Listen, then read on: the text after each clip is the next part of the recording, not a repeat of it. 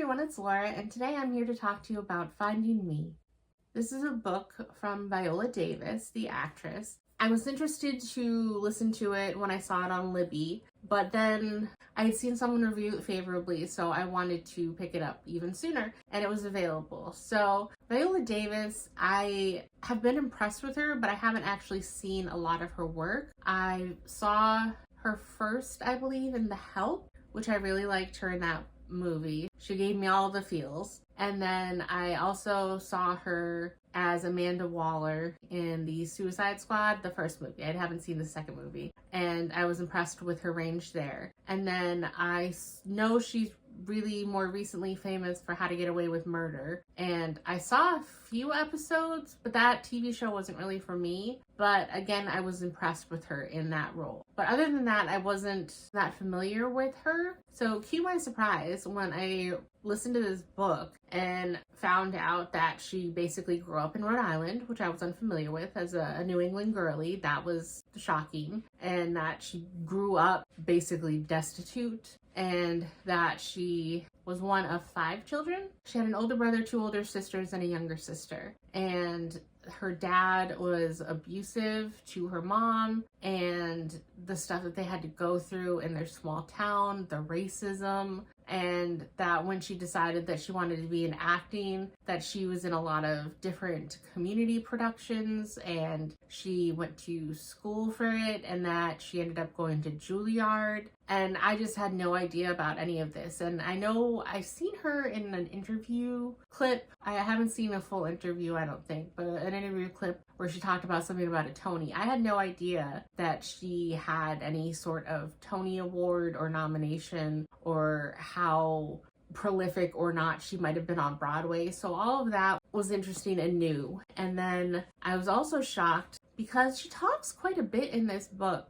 about being unattractive and how she wasn't what so many people were looking for, and the difficulty with roles when she was trying to break into the industry. And I always considered her beautiful but healthy. She wasn't like a thin stick waif or anything like that. But I think she's beautiful, and that she has darker skin. And so she says that a lot of times her nose is too wide and her skin is too dark, and they want someone that is black but has all the basic features of a white person, like a thinner nose, and that she was just too dark for those roles, and she would never get callbacks for that, even when her agent would send her, and that she was called ugly to her face a lot of times. And that's still just shocking to me, because I think she is absolutely gorgeous, and it just blows my mind what she had to probably put up with. But I also always find it interesting people's different mindsets on breaking into Hollywood or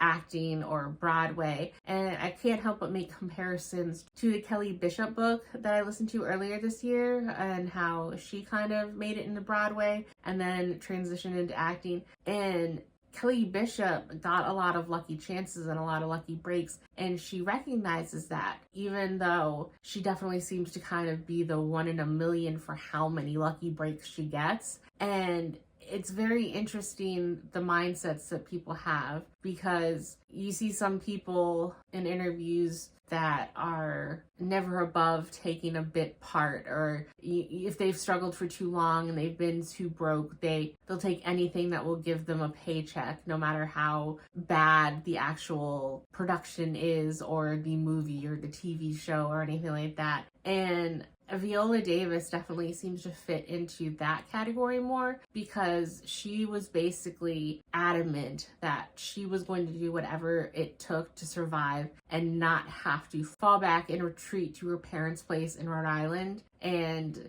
that would mean absolute failure to her, and there was no way she was going to let herself do that. So she was very pragmatic, and while it frustrated her that so many of the roles she was given were as The Help or as a crack addict, she would do them just because that's what she could get. And I just find it amazing that she's made it as far as she has, because all those lucky breaks and circumstances that Kelly Bishop got, Viola Davis didn't seem to get any of them. I mean, obviously she got into Juilliard and she got an agent before she graduated. So there was some luck, but it was mostly based on pure talent. And I must say charisma, but just because she lucked out with that, it doesn't mean she didn't face so much difficulty, because even at Juilliard, just the teaching programs that she was discussing, where in theory it's interesting because, you know, year one, they make you take roles that are completely different to prove that you can play like the young vixen or the old bag lady, or, you know, just outside of your comfort zone, and they want to push you to take roles that are very unlike how you are. But then when she noticed that all of these roles are from traditional white plays and are considered more classics, and they seem to almost reject anything that seemed to be relevant to any other culture other than white Anglo-Saxon people, and that was disappointing to hear. And when she would embrace her Blackness, the difficulty that it presented, and that she had lost a lot of herself and a lot of her confidence. And it wasn't until she actually went on a trip to Africa with a group of people and learned about the music and dance in that culture that she finally started to understand more what it meant to truly be Black for her and embrace that part of her. And then she almost seemed to overcompensate, and she said that she created a style and she had her hair as big as it could go, and she couldn't afford to get it done at a shop, so she would do it herself. And that she knows that some of the people in the casting rooms looked down on her for walking in with her big hair and everything, and that she always had to do her hair herself, which is something I've heard from numerous Black actors and actresses from different movie sets over time, is that the hair and makeup people don't have the right skin tones to do their makeup and don't have the right products or the right knowledge to do their hair. And so Viola Davis, follows along that she basically had to do all of that herself. And it's upsetting. But even though some of her roles were smaller parts, she still seems so grateful and appreciative for the chances that she's gotten. And it's just sad to hear that her family still very much, the rest of it seems to be in a lot of the same spot as they were when she grew up. Like, one of her sisters, unfortunately, has, I think, 5 kids herself, and she's had drug problems. She has had a boyfriend that was, you know, on the wrong side of the law. I believe Viola's brother has also been in and out of jail. One of her older sisters seems to, thankfully, have been a teacher and seems to kind of have escaped some of that. But a lot of them took advantage of Viola when she started actually making some decent money. And Viola kind of had to learn the hard way that, you know, she can't just keep giving her entire paycheck to her family in hopes that they will also get out of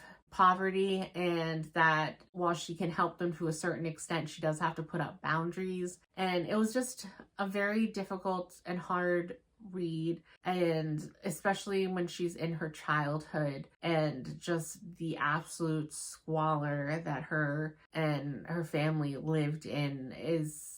I always knew that I was very lucky to have a safe and loving childhood, and that even though we were far from wealthy, that we had love, and that I always had a roof over my head and food on the table. And just hearing the experiences that she went through as a little girl, my heart goes out to little Viola, and it clearly carried with her through much of her life. And she talks numerous times about certain things that therapists have said, or how she still has to confront that little girl in her sessions. And a lot of how she felt and how she acted when she was younger was in direct reaction to the situations and stuff going on around her. And so the title of the book of Finding Me was kind of, once she wasn't living in just survival mode, about like who she was as a person, what she believed in. I mean, even when she got into her first relationship, she didn't really understand what it meant to love someone romantically. And it's just, for someone, like I said, I've only seen her in a limited amount of things, but she seems, when I've seen her in interviews or like red carpet events, like such a confident, self-possessed woman that just knows who she is. And just, I would have had no idea that this is what she went through to get to that point. And even now, how much self-doubt she appears to kind of have. And it was a really good read, and I'm really glad that I did listen to it. And I think the next time I see my parents, I'm just going to hug them extra tight, because I knew that I had it good, but this is just yet another example of just quite how bad things can be for certain people. So I feel, again, really weird for rating books like these, but I'd say maybe a 4.25,